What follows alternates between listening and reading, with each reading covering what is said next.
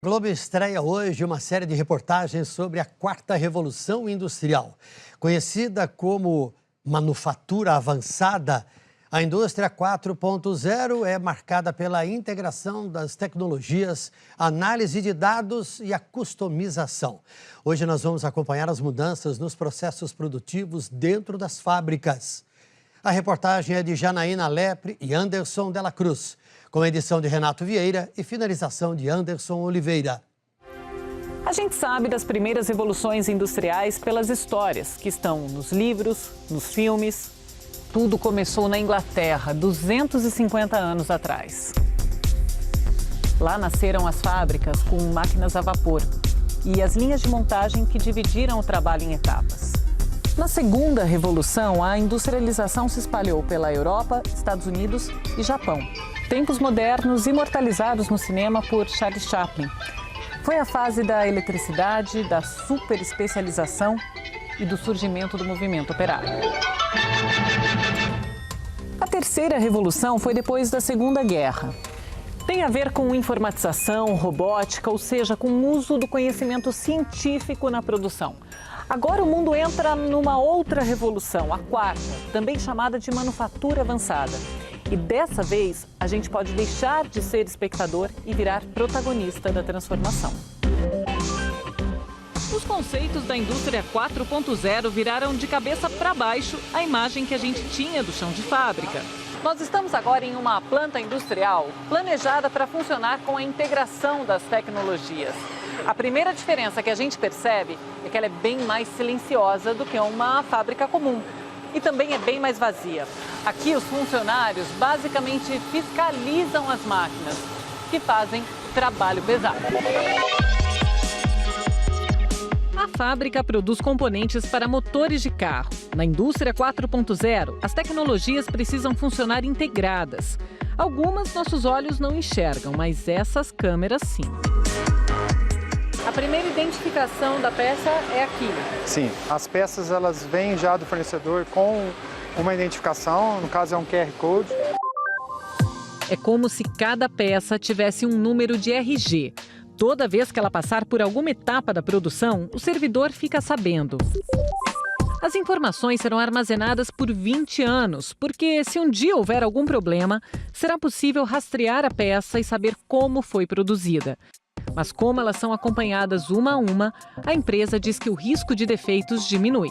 Se algo sai dentro dos ranges de controle, a própria máquina já entende que há uma falha, que há uma anomalia, e ela vai nos avisar e vai separar essa peça. Se isso acontece em sequência, a máquina pode já tomar a decisão de parar ou de fazer alguma alteração, fazer alguma correção. Ou seja, ela toma decisões sozinha. Sim, ela é capaz de tomar algumas decisões sozinha.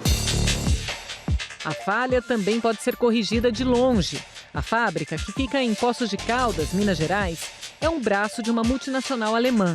Um técnico lá na matriz pode ajustar as máquinas no Brasil.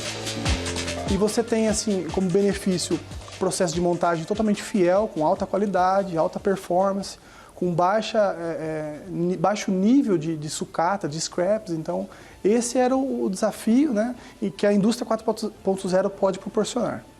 Pois é, não é filme de ficção científica. A quarta revolução industrial está entre nós. Uma história contada a partir de 3 pilares tecnológicos.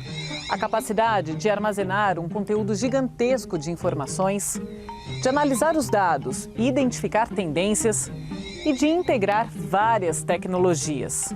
Um roteiro escrito em 2010 pelos alemães. Por isso, a gente foi conversar com um especialista do país no assunto.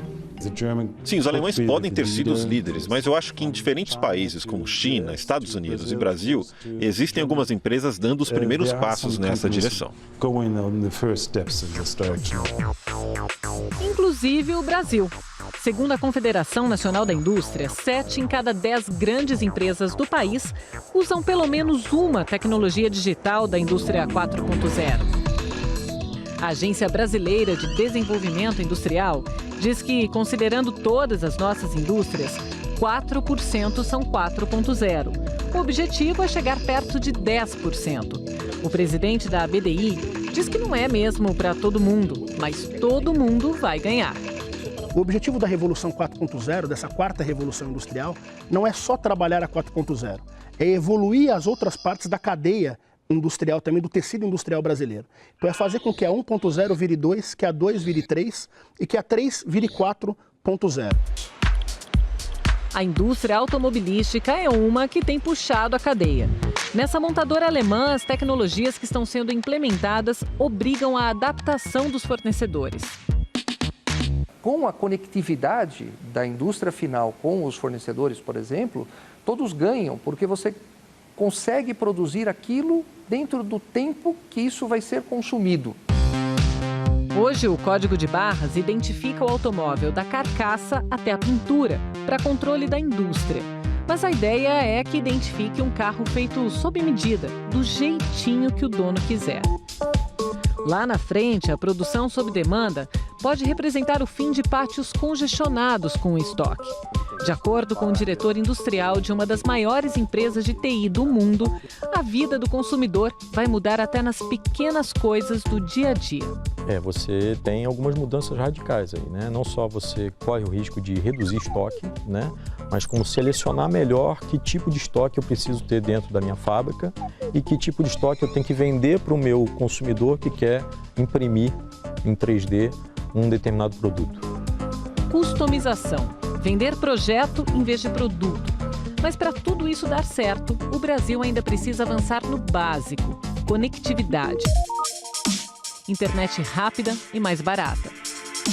A agenda de conectividade é igualmente fundamental, né, porque a indústria 4.0 pressupõe a circulação de dados, né, dentro da empresa, de uma empresa para outra, e para isso, obviamente, a gente tem que ter uma infraestrutura mais eficiente e mais abrangente no Brasil. Essa história não termina aqui, e nem dentro dos limites da fábrica. É o que a gente vai ver na próxima reportagem.